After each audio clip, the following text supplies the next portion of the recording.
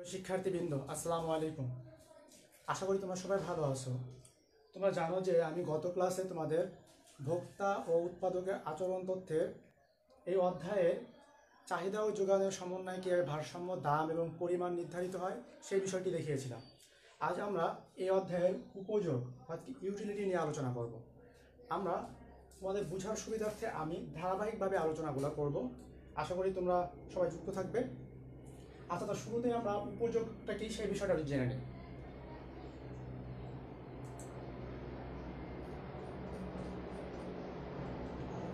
আচ্ছা, তাহলে আমরা আসি ইউটিলিটি বা উপযোগ। উপযোগটা কি? সাধারণ অর্থে উপযোগ বলতে কোনো দ্রব্যের উপকারিতাকে বোঝানো হয়, এটা সাধারণ অর্থে। কিন্তু অর্থনীতিতে উপযোগ শব্দটি একটি বিশেষ অর্থ বহন করে। আর সেই বিশেষ অর্থটি কি? সেই বিশেষ অর্থটি হচ্ছে অভাব পূরণের ক্ষমতা।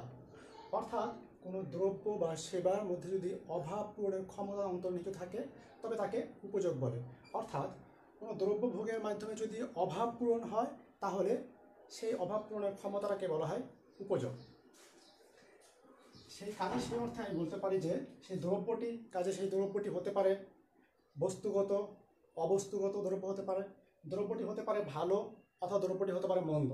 অর্থাৎ বস্তুগত, অবস্তুগত, ভালো মন্দ যে দ্রব্যই হোক না কেন তার মাধ্যমে যদি অভাব পূরণ হয় মানুষের, তবে তাকে আমরা উপযোগ বলতে পারি। আমি খুব সহজেই উদাহরণ দিলে তোমরা বুঝতে পারবে। আমি প্রথমে বস্তুগত বলছি, তারপর অবস্তুগত বলছি, এরপরে বলছি ভালো মন্দ। তাহলে প্রথমে আমরা বস্তুগত উপযোগের উদাহরণটা দেওয়ার চেষ্টা করি। আমার হাতে এই কলমটি আছে, এই কলম দিয়ে আমি কি করতেছি? আমি লিখতেছি। এই কলম আমার লিখার অভাব পূরণ করতেছে। তাহলে কলমের ভিতরে কি শক্তি অন্তর্নিহিত আছে? ক্ষমতা। লিখার অভাব পূরণের ক্ষমতা অন্তর্নিহিত আছে। তাহলে এই লিখার অভাব পূরণের ক্ষমতাই হচ্ছে কলমের উপযোগ। আমি বলতে পারি তোমাদের খাদ্যর কথা। খাদ্য আমাদের কি ক্ষুধা মিটায়, এটা আমার এক ধরনের কি অভাব পূরণ করতেছে। সো খাদ্যের ভিতরে কি উপযোগ রয়েছে। আমি বলতে পারি বস্ত্র, আমাদের কাপড় চোপড়, এগুলো আমাদের কি লজ্জা নিবারণ করতেছে, আমাদের এক ধরনের অভাব পূরণ করতেছে। সো এগুলোর কি উপযোগ রয়েছে। আমি বলতে পারি ঘর বাড়ি, যা আমাদেরকে আশ্রয় প্রদান করে থাকে, এটার মধ্যেও কি অভাব পূরণের ক্ষমতা রয়েছে। সো এটারও কি উপযোগ রয়েছে। এটা ছিল আমাদের বস্তুগত বিষয়। এবার আসি আমরা অবস্তুগত বিষয়ের ক্ষেত্রে বলতে পারি আমি, যেমন শিক্ষকের পাঠদান। আমি তোমাদের এখন পাঠদান করতেছি, এর মাধ্যমে কি আছে? তোমাদের শিক্ষার অভাব পূরণ হচ্ছে। তাহলে এই শিক্ষকের পাঠদানের মাধ্যমেও কি উপযোগ রয়েছে। আমি বলতে পারি একজন ডাক্তারের কথা, তার পরামর্শ অথবা তার সেবা, তার মাধ্যমে আমাদের এক ধরনের অভাব পূরণ হয়। অর্থাৎ এটার ভিতরে কি উপযোগ রয়েছে। অনুরূপভাবে একজন উকিল, তার পরামর্শ বা তার সেবা, এর মাধ্যমে কি উপযোগ রয়েছে। তাহলে আমরা দেখলাম যে বস্তুগত দ্রব্য, তার ক্ষেত্রেও উপযোগ পাওয়া যায়। আবার কি অবস্তুগত দ্রব্য, সেগুলো অর্থাৎ সেবা যেগুলা। এরপর আমি বলেছিলাম ভালো মন্দ। আসলে বস্তুগত এবং অবস্তুগত যে সেবা আমি বললাম এই দুটাই কি ভালো ছিল। এবার আসি মন্দ দ্রব্যের ক্ষেত্রে। এর আগে আমি একটা বিষয় একটু বলে নিই তোমাদেরকে। তোমরা অনেক সময় স্টুডেন্টদের একটা ধারণা আছে যে উপযোগ মনে হয় সম্ভবত ভালো দ্রব্যের ক্ষেত্রে উপযোগ হয়, খারাপ দ্রব্যের ক্ষেত্রে উপযোগ হয় না। বিষয়টা কিন্তু সেরকম না। একটা বিষয় একটু তোমরা স্পষ্ট করে জেনে নাও, সেটা হচ্ছে অর্থনীতিতে উপযোগের ক্ষেত্রে নৈতিকতার কোনো সম্পর্ক নাই। উপযোগের সাথে নৈতিকতার কোনো সম্পর্ক নেই অর্থনীতিতে। অর্থাৎ ভালো মন্দ, নীতি অনীতি, উচিত অনুচিত, এইসব বিষয়ের সাথে নৈতিকতা, উপযোগের কোনো ধরনের সম্পর্ক নেই। অর্থাৎ দ্রব্যটি ভালো হোক মন্দ হোক, যে দ্রব্যই হোক না কেন, যদি আমার অভাব পূরণের ক্ষমতা থাকে তাহলে সেটা উপযোগ সৃষ্টি করতে পারে। তাহলে আমরা মন্দ দ্রব্যের একটা উদাহরণ দিতে পারি। আমি দিতে পারি যেমন মদ, গাঁজা, হিরোইন, এগুলোর মধ্যেও কি এক ধরনের অভাব পূরণের ক্ষমতা রয়েছে, যার জন্য এর উপযোগ রয়েছে। কিভাবে আমি বলি, একজন নেশাগ্রস্ত ব্যক্তি, তার কাছে গাঁজার উপযোগ রয়েছে, উপযোগিতা রয়েছে, কারণ তার কাছে এই গাঁজা ভালো কি মন্দ এ প্রশ্ন তার কাছে একদমই অপ্রাসঙ্গিক। সো আমি বলতে পারি যে তাহলে দ্রব্যটি ভালো মন্দ যাই হোক না কেন, যদি আমার অভাব পূরণ হয় তাহলে আমি সেটাকে কি উপযোগ বলতে পারবো। তাহলে খুব ফাইনালি যদি সংজ্ঞাটা দিই তাহলে বিষয়টা এরকম। অর্থনীতির উপযোগ বলতে কোনো দ্রব্য বা সেবার মধ্যে যদি অভাব পূরণের ক্ষমতা অন্তর্নিহিত থাকে তবে তাকে উপযোগ বলে। এবার আসি আমরা উপযোগের পরিমাপ ও শ্রেণী বিন্যাস।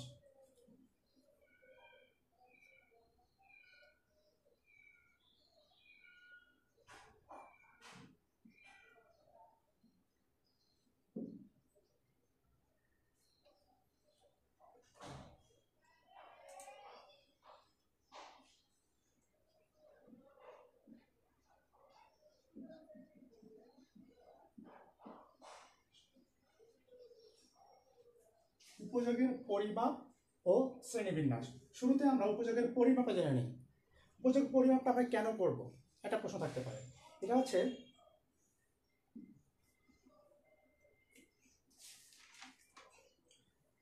ভোক্তার উপযোগ পরিমাপের সুবিধার্থে আমরা উপযোগকে দুটোভাবে পরিমাপ করতে পারি।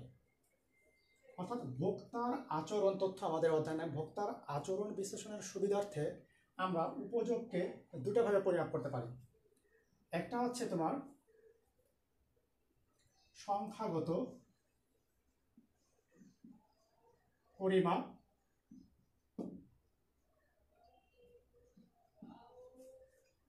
আর আরেকটা হচ্ছে পর্যায়গত পরিমাপ।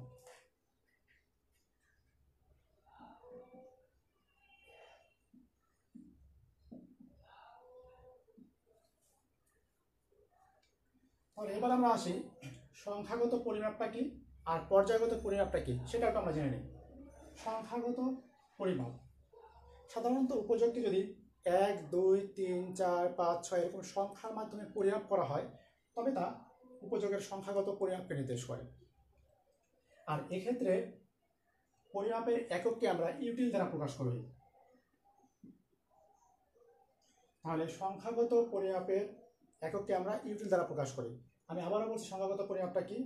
সাধারণত যদি আমরা উপযোগকে 1, 2, 3 এরকম সংখ্যার মাধ্যমে পরিমাপ করি তবে তার সংখ্যাগত পরিমাপকে নির্দেশ করে উপযোগের।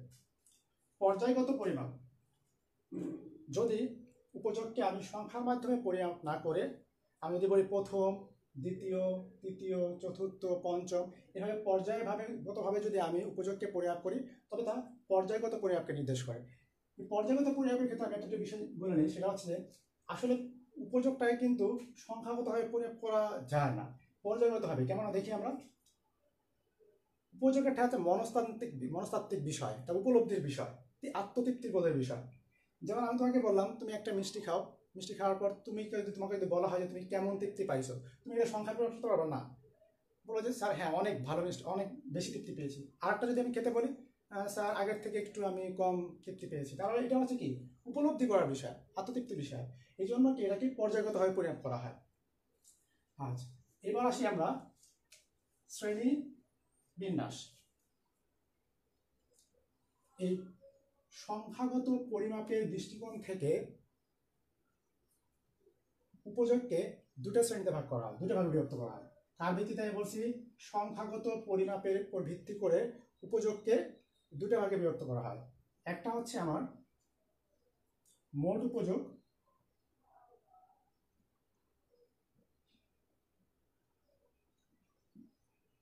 অর্থাৎ টিইউ, টোটাল ইউটিলিটি। আরেকটা হচ্ছে আমার প্রান্তিক উপযোগ,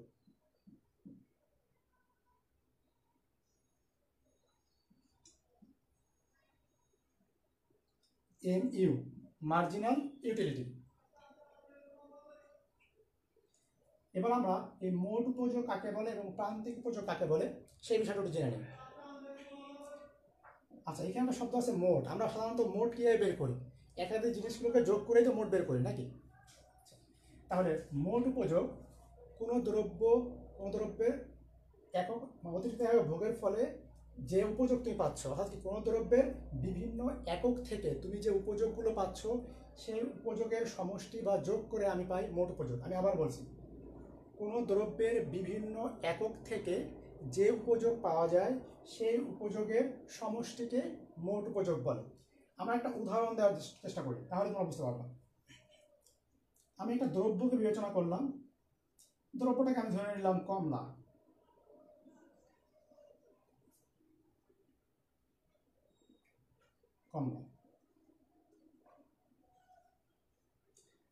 আমি প্রথম একক কমলা,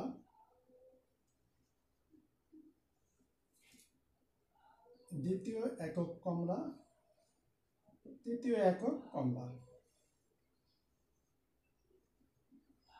এবার প্রতি একক থেকে প্রাপ্ত উপযোগটা আমি এবার এখানে দেখাই। প্রতি একক থেকে প্রাপ্ত উপযোগ,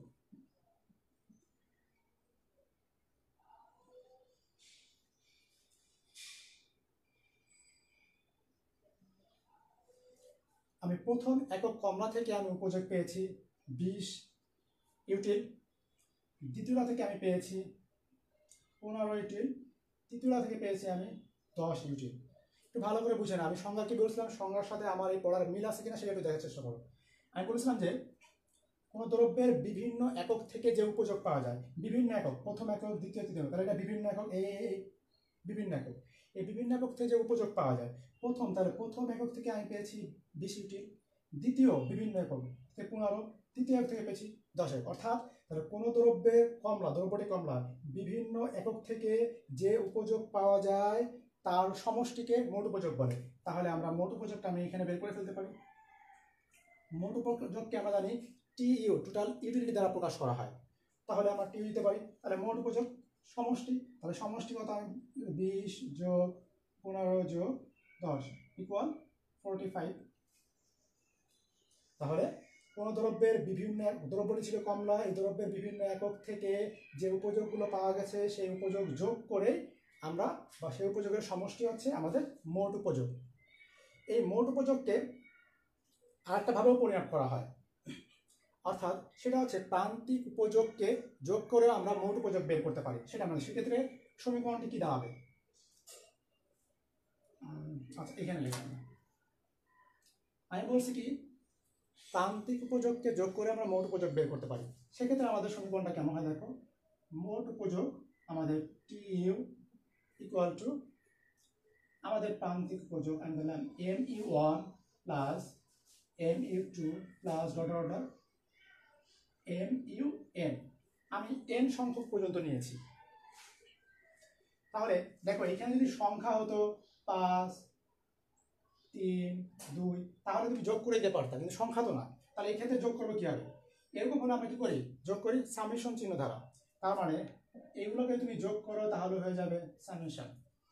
সামেশন তুমি যোগ কার করছো, MU1 MU2 dot dot MUN, এগুলোকে তুমি সামেশন করছো না, তাহলে সেক্ষেত্রে দাও MU, এখানে দিলাম আমরা I কেন দিয়েছি, I ইকুয়াল টু হচ্ছে আমার 1 2 ডট ডট n পর্যন্ত। অর্থাৎ এই MU যে আমার 1 2 3 ডট ডট n পর্যন্ত ছিল সেটা বোঝার জন্য কি MUI দিয়েছে, I দ্বারা বোঝাচ্ছে MU1 আছে, MU2 আছে, MU3 আছে, এবং সেগুলোর কি সমষ্টি যোগ সামেশন। তাহলে আমরা এই প্রান্তিক উপযোগ যোগ করে আমরা মোট উপযোগ বের করতে পারি। তাহলে আমাদের মোট উপযোগ চলে গেল। এবার আসি আমরা প্রান্তিক উপযোগে চলে আসি, এই পাশটা আমি মুছে ফেলি।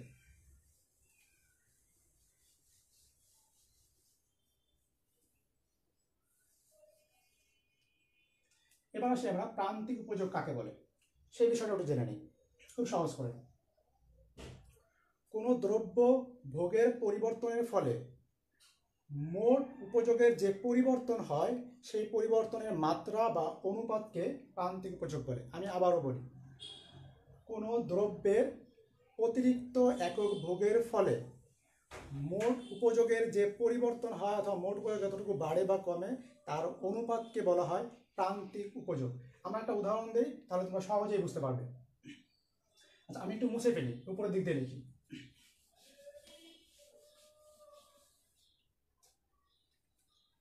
আমরা প্রান্তিক উপযোগ পড়তেছিলাম,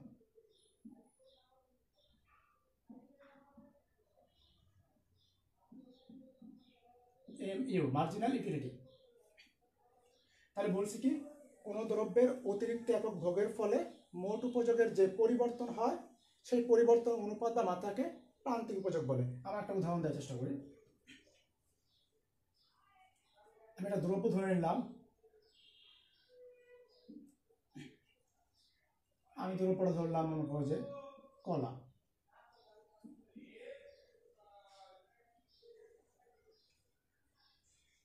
এক একক কলা, 2 একক, 3 একক, 4 একক, 5 একক, 6 একক কলা। তোমরা এই উদাহরণটা ভালো করে বোঝার চেষ্টা করো, তাহলে আমি বলবো এই আমি যা ক্লাস নেব সম্পূর্ণটা তুমি বুঝতে পারবো যদি এই উদাহরণটা তুমি ভালো করে খেয়াল করো।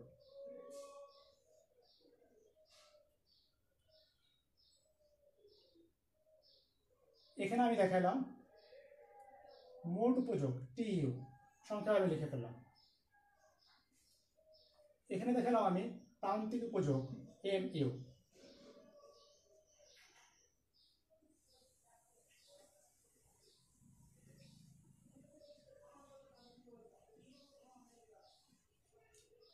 আমি মোট উপযোগ প্রথমে ধরলাম 4, 7, 9, 10, 10, 9।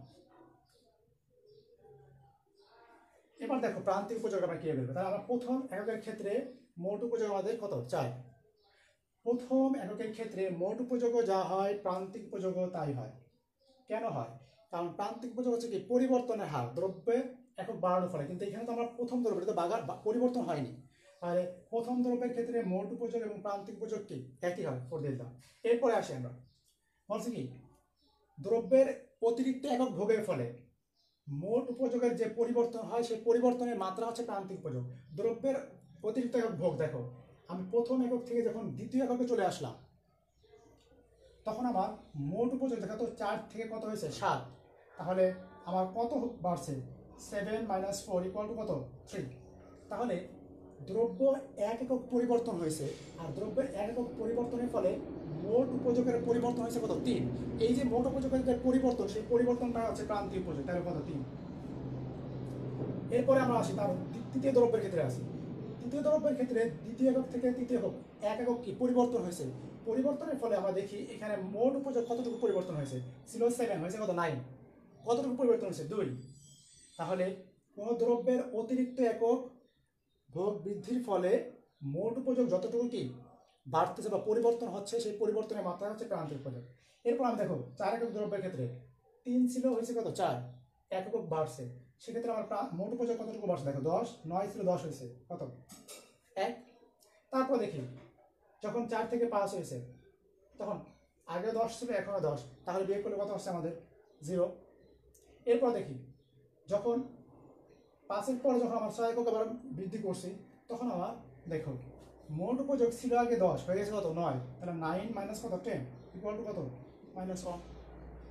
তাহলে কোনো দ্রব্যের অতিরিক্ত একক ভোগের ফলে মোট উপযোগ যতটুকু বৃদ্ধি পায় অথবা মোট উপযোগের যতটুকু পরিবর্তন হয় সেই পরিবর্তনের মাত্রাকে বলা হয় প্রান্তিক উপযোগ। আশা করি তোমরা বুঝতে পারছো। এই প্রান্তিক উপযোগকে আমি একটা গাণিতিকভাবেও প্রকাশ করতে পারি। আচ্ছা, ওই গাণিতিকভাবেও প্রকাশ করে দেখি যে আসলে আমাদের প্রান্তিক উপযোগ যে আমরা এখানে সূচির মাধ্যমে বের করলাম সেটার সাথে গাণিতিক যে সমীকরণ আছে তার মাধ্যমে সূত্রের মাধ্যমে কি একই রকম উপযোগ বের হয় কিনা, নাকি আবার ভিন্ন হয়, আমরা একটু প্রমাণ করে দেখি। এক্ষেত্রে গাণিতিকভাবে সূত্রটি হচ্ছে আছে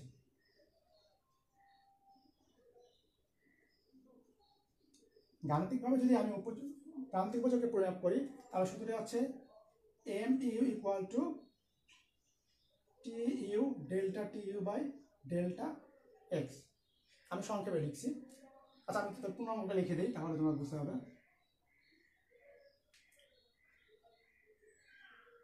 মোট উপযোগের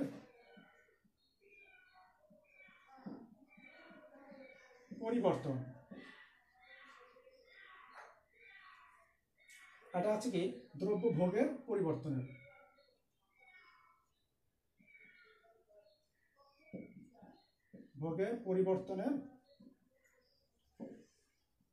পরিমাণ।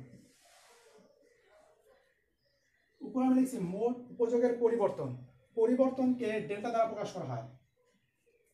আর কার পরিবর্তন বলছি মোট উপযোগকে কি দ্বারা প্রকাশ করা হয় টিইউ।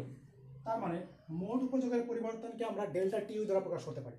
এবার বলছি দ্রব্য ভোগের পরিবর্তনের পরিমাণ। এখানে আমি একটা দ্রব্য ধরে নিয়েছি এক্স দ্রব্য, তার পরিবর্তন তাহলে ডেল্টা এক্স।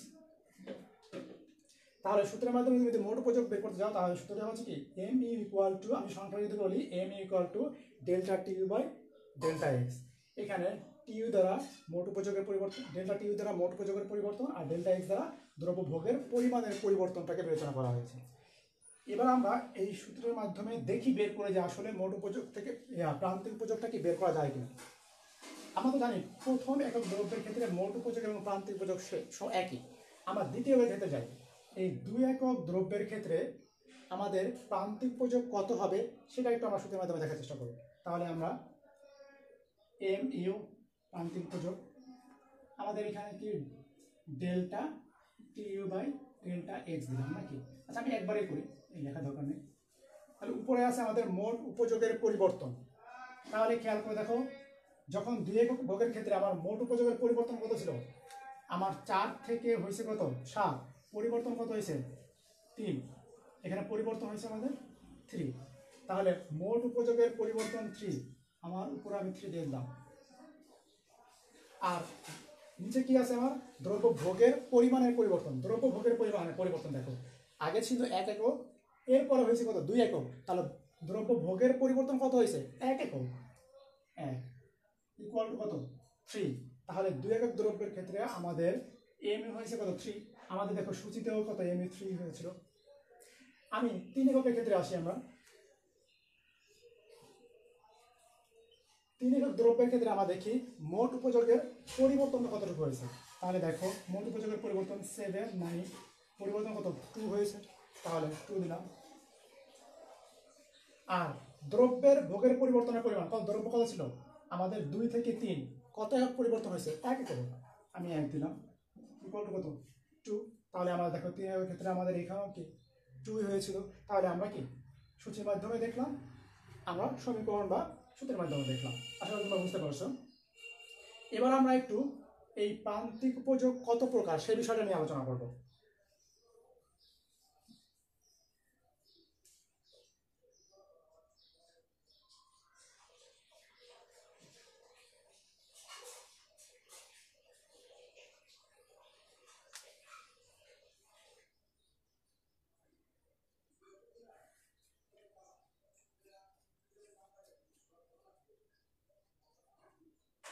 আচ্ছা, প্রান্তিক উপযোগকে 3 প্রকারে ভাগ করা যায়। প্রান্তিক উপযোগ 3 প্রকার। 1 নম্বর আছে ধনাত্মক প্রান্তিক উপযোগ, আমি সংক্ষেপে এমইউ লিখলাম। 2 নম্বর হচ্ছে আমাদের শূন্য প্রান্তিক উপযোগ। 3 নম্বর হচ্ছে ঋণাত্মক প্রান্তিক উপযোগ।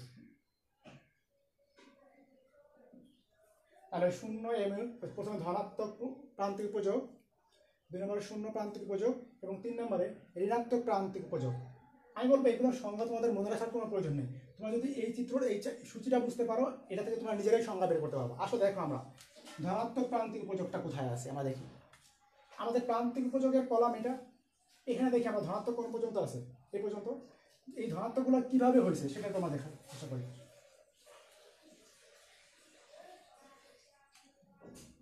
কোনো দ্রব্যের অতিরিক্ত একক ভোগের ফলে, কোনো দ্রব্যের ভোগের পরিবর্তনের ফলে মোট উপযোগ যদি বৃদ্ধি পায়, তবে তা ধনাত্মক প্রান্তিক উপযোগ নির্দেশ করে। দেখো আমি যে ধনাত্মক এই মানগুলা +4, +3, +2, +1 কে পেয়েছি, এই মোট উপযোগ কি হয়েছে বৃদ্ধি পেয়েছে। 4 থেকে 7 হয়েছে, 7 থেকে 9 হয়েছে, 9 থেকে 10 হয়েছে, মোট উপযোগ কি বৃদ্ধি পেয়েছে। কখন বৃদ্ধি পেয়েছে মোট উপযোগ? এই দ্রব্য ভোগের পরিবর্তনের ফলে। তাহলে আমার ধনাত্মক প্রান্তিক উপযোগ হচ্ছে দ্রব্যের একক বৃদ্ধির ফলে, ভোগের ফলে মোট উপযোগ যদি বৃদ্ধি পায়, তবে তা ধনাত্মক প্রান্তিক উপযোগ নির্দেশ করে। আমি আবার বলছি, দ্রব্যের একক ভোগের ফলে বৃদ্ধির ফলে, দ্রব্যের একক ভোগ বৃদ্ধির ফলে মোট উপযোগ যদি বৃদ্ধি পায়, তবে তা ধনাত্মক প্রান্তিক উপযোগ নির্দেশ করে। এখানে আমার এখান থেকে এখানে আসছি, একক দ্রব্য বাড়াইছি, আমার মোট উপযোগ 4 থেকে 7 হয়েছে, 3 একক কি বাড়ছে ধনাত্মক, তারপর কি 2 একক বাড়ছে, তারপর কি 1 বাড়ছে। তাহলে এই যে ধনাত্মক মোট উপযোগ মান বৃদ্ধির ফলে যে প্রান্তিক উপযোগ ধনাত্মক হয়েছে, সেটা হচ্ছে ধনাত্মক প্রান্তিক উপযোগ নির্দেশ করে। এরপর আসি আমরা শূন্য প্রান্তিক উপযোগ। আমরা দেখি তো সূচিতে শূন্যটা কোথায় আছে, এইখানে আছে, এবং এই শূন্যটা কিভাবে হয়েছে সেটা আগে বোঝার চেষ্টা করো। দেখো এর আগে যখন মোট উপযোগ 10 ছিল, পরেও কি মোট উপযোগ 10। এই 10 এককের ক্ষেত্রে, ইউটিলের ক্ষেত্রে আমার দ্রব্য ছিল 4 একক।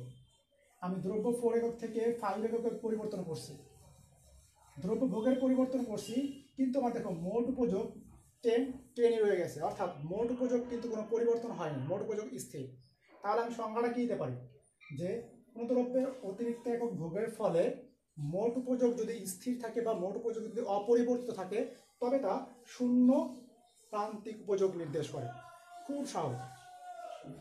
কোনো দ্রব্যের অতিরিক্ত একক ভোগের ফলে মোট উপযোগ যদি স্থির থাকে বা মোট উপযোগ যদি অপরিবর্তিত থাকে তবে তা শূন্য প্রান্তিক উপযোগ নির্দেশ করে। এরপর আসি আমরা ঋণাত্মক প্রান্তিক উপযোগ। আমরা দেখি এখানে প্রান্তিক উপযোগ বলা হয়, এটা ঋণাত্মক কোনটা আছে, এটা -1।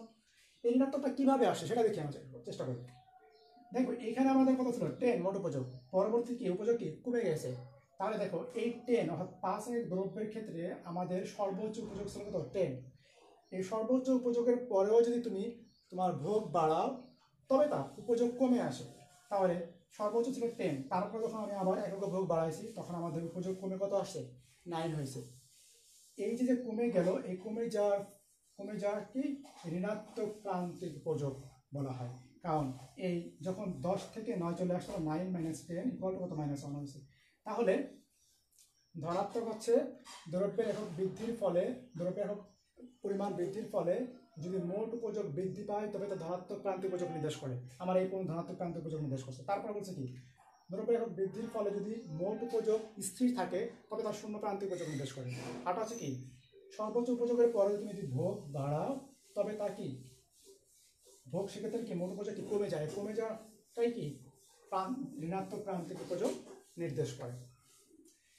এবার আমরা এই মোট উপযোগ এবং প্রান্তিক উপযোগের মধ্যে সম্পর্কটা কি সেই সম্পর্কটা দেখার চেষ্টা করি। বলছি মোট উপযোগ এবং প্রান্তিক উপযোগ এই দুটার মধ্যে সম্পর্কটা আমি কিন্তু সবকিছু সূচির মাধ্যমে দেখাই দিচ্ছি, তাহলে তোমরা সহজে বুঝতে পারো। তুমি যদি এই সূচিটা যদি খেয়াল করো তার থেকেই তুমি সম্পর্কটা বলতে পারবা। কিভাবে দেখো, মোট উপযোগটা কি হয়েছে, মোট উপযোগ কিন্তু আস্তে আস্তে বাড়ছে, 4, 7, 9, 10, 10, 9 বাড়ছে, একটা পর্যায়ে কি স্থির হয়েছে, তারপরে কি আবার কমে গেছে। তার মানে আমি বলতে পারি যে মোট উপযোগ বৃদ্ধি পায়, তবে সেটা অবশ্যই ক্রমহ্রাসমান হারে বৃদ্ধি পায়। কিভাবে দেখো, প্রথমে 4 একক ছিল, পরে বৃদ্ধি পাইছে কত 7, এখানে বৃদ্ধি কত হয়েছে 3, তারপরে 7 থেকে 9 হয়েছে, তারপর বৃদ্ধি হয়েছে কত 2, 9 থেকে 10 বৃদ্ধি হয়েছে কত 1। তার মানে সে কিন্তু বৃদ্ধি পাচ্ছে কিন্তু ক্রমহ্রাসমান হারে বৃদ্ধি পাচ্ছে। তাহলে মোট উপযোগ ক্রমহ্রাসমান হারে বৃদ্ধি পায় এবং একটা পর্যায়ে গিয়ে মোট উপযোগ শূন্য হয়ে যায়। দেখো এখানে কি আসছে, মোট উপযোগ কি সর্বোচ্চ হয়ে যাচ্ছে, যখন সর্বোচ্চ হয়ে যায় তখন প্রান্তিক উপযোগ শূন্য হচ্ছে, মোট উপযোগ কি সর্বোচ্চ 10, অর্থাৎ 5 এককের ক্ষেত্রে মোট উপযোগ সর্বোচ্চ 10 হয়ে গেছে এবং এরপরে দেখো মোট উপযোগ কি আবার কমে গেছে। তাহলে প্রাথমিক পর্যায়ে মোট উপযোগ ক্রমহ্রাসমান হারে বৃদ্ধি পেলেও একটা পর্যায়ে সেটা কি স্থির হয়ে যাচ্ছে এবং তারপরে কি কমে যাচ্ছে। আর প্রান্তিক উপযোগের দিকে খেয়াল করে দেখো, প্রান্তিক উপযোগ 4, 3, 2, 1 সেটা কিন্তু ক্রমে কি হ্রাস পাচ্ছে, অর্থাৎ এখানে কি কোনো বৃদ্ধি পাচ্ছে না। তাহলে প্রান্তিক উপযোগ পর্যায়ক্রমে ক্রমান্বয়ে কি হ্রাস পায় এবং যখন মোট উপযোগ সর্বোচ্চ হয় 10 ছিল তখন প্রান্তিক উপযোগ শূন্য হয়। এই সর্বোচ্চ পরে যখন আবার তোমার দ্রব্য ভোগ করো তখন মোট উপযোগ কমে আসে, তখন প্রান্তিক উপযোগ ঋণাত্মক হয়ে যায়। তাহলে আমি দেখি আবার বলি, প্রাথমিক পর্যায়ে মোট উপযোগ ক্রমহ্রাসমান হারে বৃদ্ধি পায়, একটা পর্যায়ে সেটা কি স্থির হয়, তারপরে কি আবার কমে যাচ্ছে। আর প্রান্তিক উপযোগ কি ক্রমান্বয়ে কি হ্রাস পাচ্ছে। এবং দেখো মোট উপযোগ যখন সর্বোচ্চ তখন প্রান্তিক উপযোগ আমার শূন্য হচ্ছে এবং মোট উপযোগ সর্বোচ্চের পরে যখন মোট উপযোগ কমে যাচ্ছে তখন আমাদের প্রান্তিক উপযোগ মাইনাস ফিগার চলে আসে, কি ঋণাত্মক হয়ে যাচ্ছে। এবার আমরা একটু এই মোট উপযোগ এবং প্রান্তিক উপযোগ এটা আমরা একটা চিত্রের মাধ্যমে দেখার চেষ্টা করি, তাহলে বিষয়টা আরো ক্লিয়ার হবে। এই চিত্রটা দুইভাবে আঁকা যায়, একটা হচ্ছে একই চিত্রে আমরা মোট উপযোগ এবং প্রান্তিক উপযোগ দেখাতে পারি, আবার আমরা দুটা ভিন্ন ভিন্ন চিত্রে আমরা মোট উপযোগ এবং প্রান্তিক উপযোগকে নির্দেশ করতে পারি। আচ্ছা আমরা সময় থাকলে দুটোকে দেখার চেষ্টা করবো, তাহলে আমরা একটা দেখবো। আসি আমরা চিত্র।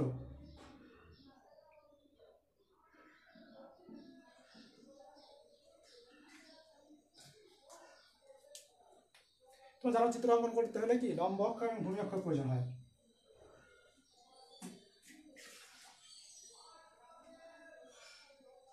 মূল বিন্দু ভূমি অক্ষকে আমি x ধরছি, লম্ব অক্ষকে y ধরা হয়। এই ভূমি অক্ষে আমি দ্রব্য ভোগের পরিমাণকে নির্দেশ করছি।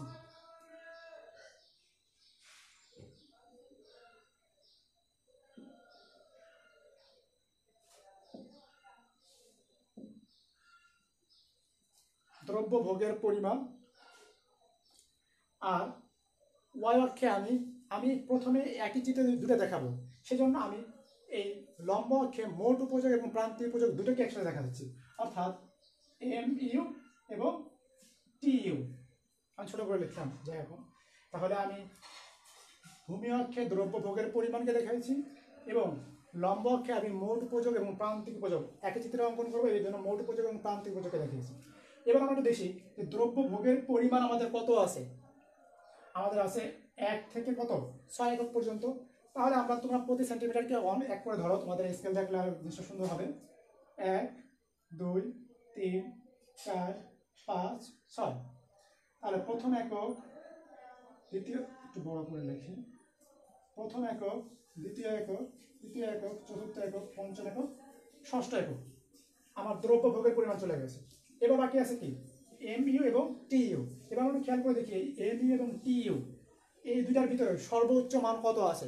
ফার্স্টে খেয়াল করবো যে দুটার ভিতরে সর্বোচ্চ মান কত আছে। আমাদের সর্বোচ্চ মান আছে আমাদের 10। তাহলে আমরা 10 পর্যন্ত নিয়ে নিই।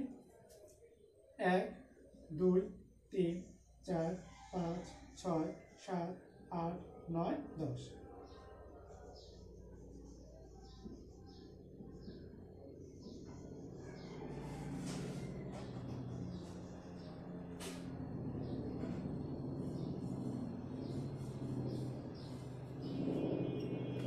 এবার আমরা এই সূচির মান থেকে আমরা চিত্র অঙ্কন করার চেষ্টা করি।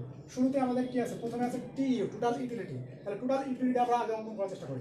দেখো যখন আমার দ্রব্য 1 একক, তখন আমাদের টি ইউ টোটাল ইউটিলিটি কত আছে 4। তাহলে 1 একক দ্রব্য এখানে, তখন আমাদের টোটাল ইউটিলিটি 4। তাহলে এই 4 আমার এখানে আমি বিন্দু দিলাম। যখন আমার দ্রব্য 2 একক, তখন আমাদের টোটাল ইউটিলিটি আছে 7 ইউটিলিটি। তাহলে 2 তখন 7, আমি এখানে চলে গেলাম। যখন 3, তখন আমাদের 9। যখন 3 তখন 9। এরপর দেখো যখন আমাদের 4, তখন 10 নাকি 4 তখন 10 সর্বোচ্চ। যখন আমাদের 5, তখনও কিন্তু 10, 5 তখন 10, তাহলে একই বরাবর হবে। এরপর যখন আমাদের 6, তখন কত আছে 9, 6 তখন আমাদের 9। এবার এই বিন্দুগুলো আমরা যোগ করে দেই, পর্যায়ক্রমে যোগ করব। প্রথমটার সাথে দ্বিতীয়টা, দ্বিতীয়টার সাথে তৃতীয়টা, তৃতীয়টা চতুর্থটা, চতুর্থটার সাথে পঞ্চমটা, পঞ্চমটা থেকে ষষ্ঠটা। বিন্দুগুলো বোঝার জন্য আমি একটু বড় করে দিচ্ছি।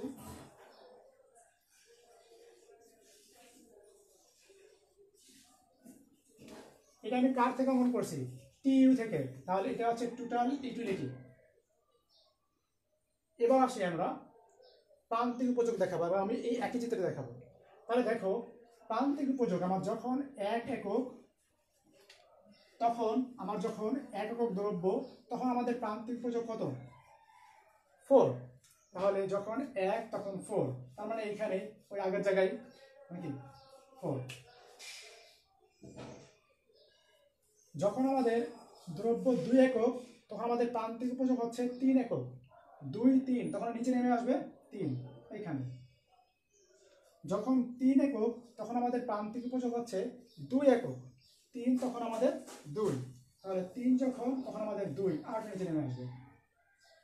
এরপর দেখি যখন 4 একক, তখন আমাদের প্রান্তিক উপযোগ কত 1, তাহলে 1 হচ্ছে এই 1। যখন আমাদের 5 একক, তখন আমাদের প্রান্তিক উপযোগ কত 0। তাহলে দেখো এইটা হচ্ছে কি ভূমি অক্ষ, তাহলে এই ভূমি অক্ষের সব জায়গায় মান কি 0। তাহলে আমাদের যখন 5 একক,